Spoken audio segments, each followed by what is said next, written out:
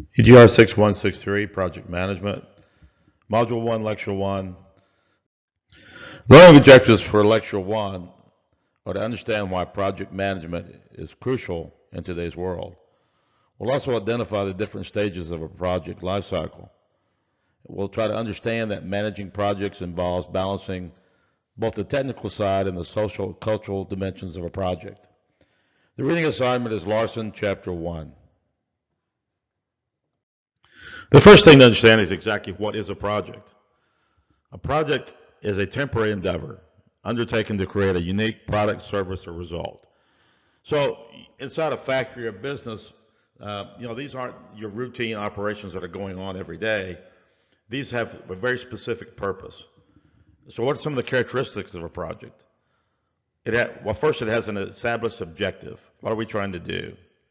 It has a defined lifespan with a beginning and an end. And it typically involves several departments and professionals. It involves doing something that has never been done before. It has a very specific time, cost, and performance requirements. So now that we understand what a project is, how does it differ from what's typically defined as a program? Well, a program is a related group of projects. It's a collection of projects designed to accomplish a specific common goal over an extended period of time. So project management is the task of managing a group of ongoing, interdependent, related projects in a coordinated way to achieve a strategic objective. So here's some typical examples. A project would be a completion of a required course in project management. A program is the completion of all courses required for a business major, for example. So to further clarify the difference between projects and a routine, repetitive work, let's take a look at some examples. So first of all, taking class notes, in a typical class, that's routine, that's repetitive work. However, a project would be, writing a term paper, for example. Another example would be, entering daily sales receipts into an accounting ledger. That's routine. A project would involve setting up sales kiosks for a professional accounting meeting. Responding to a supply chain request. That's routine work. However, developing a supply chain information system, it would be defined as a project. Practicing scales on a piano, routine. Writing a new piano piece, that's a project. Routine manufacture of an Apple iPod. This is developing the initial iPad was a project, but once it's developed, you're going to manufacture millions of these things, so that's routine. On the other hand, designing a new iPod that is, has certain characteristics, that's a project. Attaching tags on a manufactured product, routine. Doing a wire tag project for GE and Walmart for the entire, outfit industry, that would be a project. Another way of illustrating the unique nature of a project is in terms of what's known as the project life cycle.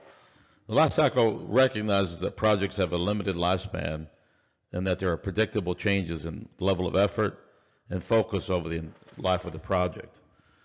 The first step is what's known as the defining stage. Specifications of the project are defined, project objectives are established, teams are formed, and the major responsibilities are assigned. Next step is what's known as the planning stage. Here the level of effort increases and plans are developed to determine what the project will entail, when it will be scheduled, whom it will benefit, and what quality level should be maintained. It's also the stage where the planning stage is where you set the budget. Next step is what's known as the executing stage. This is the major part of the project where it takes place. In this stage, the physical product is actually produced. Time, cost, and specification measures are used for control. Here we have to worry about, is the project on schedule? Are we going to meet our budget? Are we going to meet our specifications? We have to forecast each of these measures. Are we going to have to make changes and revisions, et cetera? The last stage is the closing stage. This stage actually involves 3 activities. One, we have to deliver the project to the customer. We typically have to redeploy our project resources to other projects. And finally, we do a post-project review.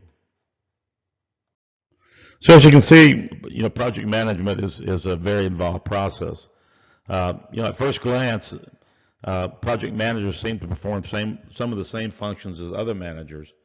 However, what makes them unique is that they manage temporary, non-repetitive activities and frequently act independently of the formal organization. So these projects have a fixed life time is also what's different. So unlike regular managers who take over existing operations, project managers have to create a project team and organization from scratch where none existed before. They have to decide on what and how things should be done, and simply instead of managing something that's already in place. They have to meet the challenges of each phase of the project lifecycle, and even oversee the closing when the project is completed. So this slide lists some of the typical challenges of a project manager. Typically it's the direct link to the customer. It works with a very diverse group of individuals. Provide the major direction, coordination, and integration to the team.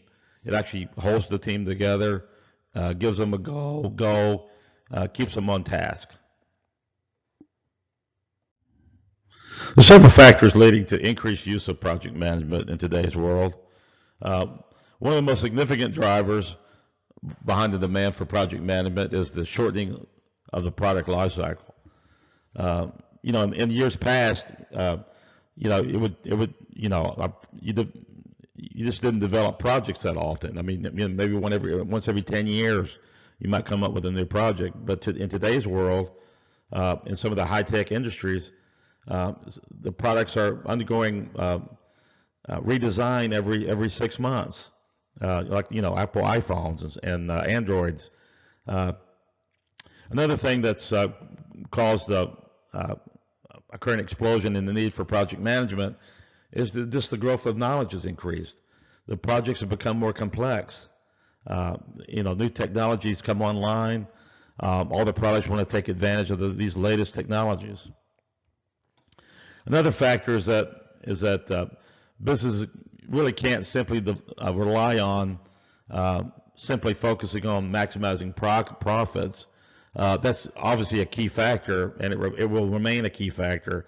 However, there are other factors involved, like caring for the environment and societal concerns. All those are now sort of changing the face of project management. Another thing that's causing increased need for project managers is the fact that competition has got so fierce. Increased competition has placed a premium on customer satisfaction. Customers no longer simply settle for generic products and services.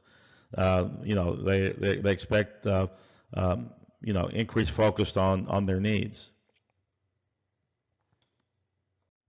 As projects have become even more complex through the years, traditional project management techniques have had to change. In some industries, the traditional project management simply won't work, especially for projects that have very high uncertainty, high levels of unpredictability. So in recent years, what's become known, project management in some industries have changed to be defined as what's called Agile project management. These Agile project management techniques were developed to manage projects with a high level of uncertainty. It employs this incremental kind of rolling wave approach to projects. It focuses on active collaboration between the project and customer representatives. I mean, oftentimes the customer, really doesn't know what he wants. And it changes as the product develops. So while a traditional project management technique like, designing a new bridge, that's pretty straightforward. However, if you're trying to develop a piece of software, the customer may change his wants and needs as the project is developed. So, this is often a very difficult process, and it typically works best in small teams of 4 to 8 members. So our textbook gives this kind of rolling wave development of agile project management. Again, this typically each iteration typically lasts 1 to 4 weeks. The goal of each iteration is to make tangible progress. At the end of each iteration, the progress is reviewed, adjustments are made, and a new iteration starts. We won't cover a whole lot of agile project management in this particular course, just because, simply due to time. We're going to focus on traditional project management techniques, and then, later on, if I develop a second course, we'll focus on the agile project management. So the last slide, I will kind of focus on, the social technical approach to project management. Engineers like myself, we tend to sort of focus on the technical aspects. This is the science. This is it's formal, it's disciplined, it's a logical part of the process. It includes the planning, scheduling, and controlling projects. However, there's a whole other side of project management that a good project manager must develop. It's the social, cultural aspects. To be an effective project manager, you have to develop leadership skills. You have to learn how to work with a team. You have to learn how to negotiate. You have to learn how to be political. You have to learn to talk to customers. All these things, are kind of like soft skills, I would call them. Our book defines them as sort of the art. So you have the science, which is the technical aspects. Then you have the art or the cultural, soft kind of skills. Okay, this is the end of lecture 1. I'll see you in lecture 2.